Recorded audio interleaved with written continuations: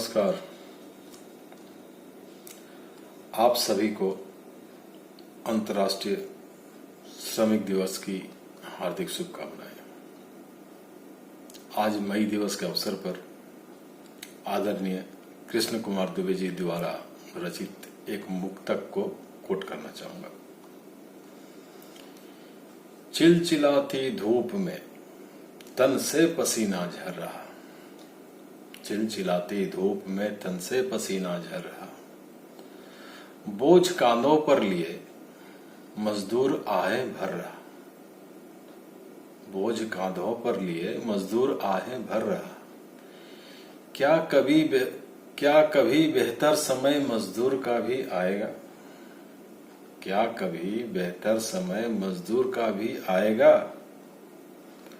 एक रोटी के लिए दिन भर मशक्कत कर रहा, एक रोटी के लिए दिन भर मशक्कत कर रहा। अंतर्राष्ट्रीय मजदूर दिवस या मई दिवस मनाने की शुरुआत 1 मई 1986 को मानी जाती है, जब अमेरिका की मजदूर यूनियनों ने काम का समय 8 घंटे से अधिक न रखे जाने के लिए हड़ताल की थी।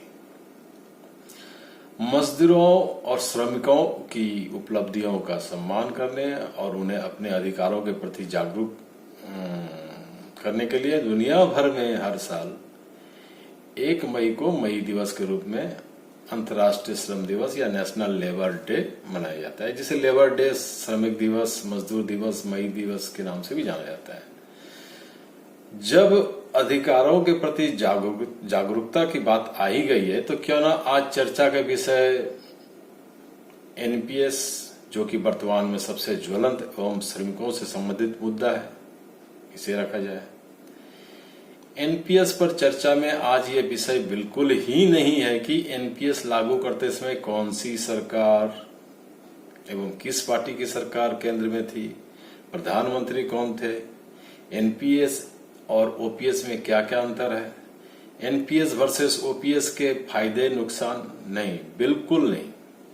आज हम चर्चा करेंगे सिर्फ और सिर्फ एनपीएस पर, जिसे जल्द से जल्द बहाल करना चाहिए।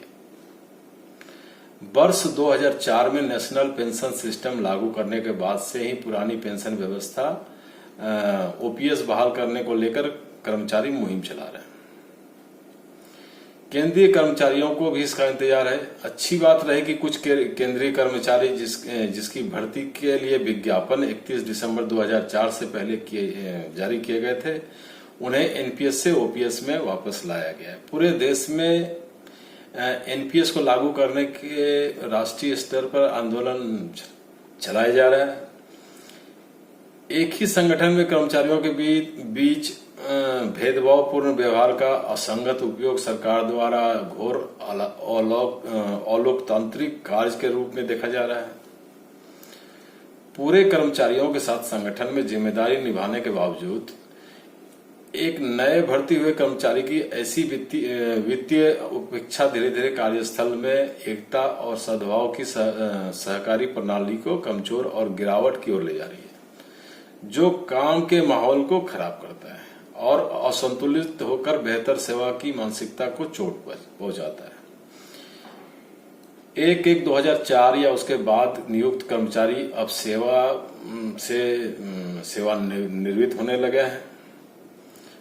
एनपीएस से पेंशन के रूप में अब उन्हें जो नगण्य राशि मिल रही है, उससे यह साबित होता है कि वृद्धावस्था में सेवानिवृत्त होने वाले कर्मचारियों के लिए यह प्रलय का दिन है।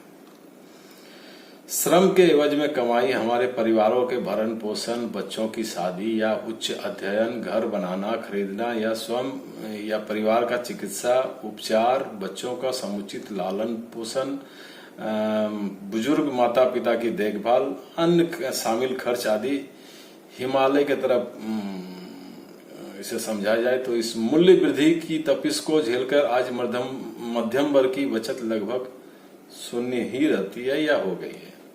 इसके बाद भी सेवानिवृत्ति के समय मिलने वाली पेंशन की आशा में शेष जीवन बिना किसी भीख मांगे अव्यक्त अभिमान में व्यतीत होता दिखता है, जो कि युवक युवतियों के लिए अनिश्चितता के काले अंधेरे का अभिशाप बनकर रह गया है। लंबे कैरियर के बाद सेवानिवृत्ति को अनिश्चित बनाने के लिए एनपीएस केंद्र सरकार द्वारा एक स्पष्ट अमानवीय निर्णय माना जा रहा है इन एनपीएस वालों के लिए। एनपीएस लाखों युवतियों एवं उनके परिवारों के साथ खिलवाड़ किया जा रहा है। इनके हितों को आग में झोंका जा रहा है, लेकिन मनुष्यता हेतु एवं मानवीय रूप से लोगों के साथ खड़ा होना हमारी प्राथमिक जिम्मेदारी है।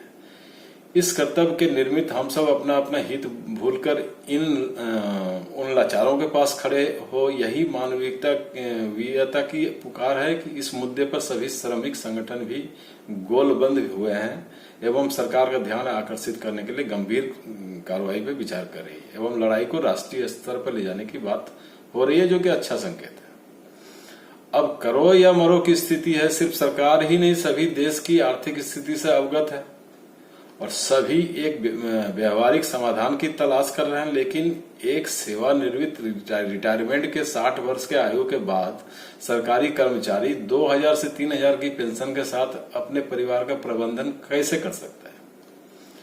फिलहाल अच्छी बात है कि सुप्रीम कोर्ट के एक आदेश के बाद इनकी सुगबुगाहट शुरू हुई है। सरकार के निर्देश पर भारत का वैधानिक ऑडिटर, नियंत्रण एवं महालेखा परीक्षक पुरानी पेंशन स्कीम से राज्यों की वित्तीय स्थिति पर पड़ने वाले बोझ का पता लगा रही है और लंबी अवधि के और अल्पकालीन प्रभाव के पता लगाने के लिए पुरानी पेंशन योजना पर वापस लौटने से जुड़े विभिन्न पहलुओं को देख रहा है। इसी बीच अब आरबीआई की चेतावनी रिपोर्ट कहती है कि पुरानी पेंशन योजना को स्वीकार करने से ढेर सारी समस्याएं खड़ी हो सकती है। इससे पेंशन देनदारियां बढ़ जाएगी। जाहिर है सरकारी कर्मचारियों को पेंशन देने से राजकोष पर अधिक बोझ पड़ता है, लेकिन इसका मतलब सिर्फ ये नहीं हो सकता कि सरकार को दृष्टिकोण सिर्फ पैसा बचाना, अर्जित करते रहना ही है। मानवीय कोई दृष्टि नहीं हो सकती, ऐसा नहीं हो सकता। एनपीएस सशस्त्र बलों को छोड़कर सार्वजनिक, निजी एवं यहां तक कि संगठित क्षेत्रों के कर्मचारियों के लिए भी लागू है। एनपीएस का एक हिस्सा इक्विटी में जाता है, जो कि गारंटीकृत रिटर्न की पेशकश नहीं हो सकता। अब एनपीएस वालों को न ही 20 लाख रुपए की ग्रेजुएटी की रकम मिलती है, न ही रिटायर्ड कर्मचारियों की मृत्यु होने पर पेंशन उसके परिजनों को मिलने लगता है। अब झंझट के रूप में एनपीएस से संबंधित खाते के कार्यकाल में निकासी स्कीम या फंड मैनेजर को बदलने का विकल्प, इन्यूटी की राशि और उसका ब्याज, खाते को अपने पैन, आधार और मोबाइल नंबर से ऑनलाइन लिंक, पंजीकरण के लिए मोबाइल पर ओटीपी, प्रान, जिसका उपयोग आप एनपीएस लॉगिन के लिए कर सकते। चूंकि ये योजना शेयर बाजार पर आधारित है, यही वजह है कि इसे भविष्य के लिए पूरी तरह सुरक्षित नहीं माना जाता। एनपीएस के तहत सरकार की तरफ से रिटायरमेंट के समय कर्मचारियों को निश्चित पेंशन देने की कोई गारंटी नहीं दी गई है। एनपीएस के बजाय सरकारी कर्मचारी ओपीएस के बहाल करने की मांग पर वर्षों से अड़े हुए हैं। ओपीएस सरकारी कर्मचारियों को ज्यादा भरोसा, सुरक्षा प्रदान करती है। अंत में सिर्फ इतना ही कहना चाहूंगा कि सरकार को किसी कर्मचारी के युवावस्था के चेहरे को न देखकर उसके 60 वर्ष के वृद्धावस्था के चेहरे को देखकर एवं 60 वर्ष के आगे की जिंदगी को देखते हुए मानवीय फैसला लेना चाहिए। कर्मचारियों की खुशहाली में समाज की खुशहाली निहित है। उनके प्रति आदर भाव सभी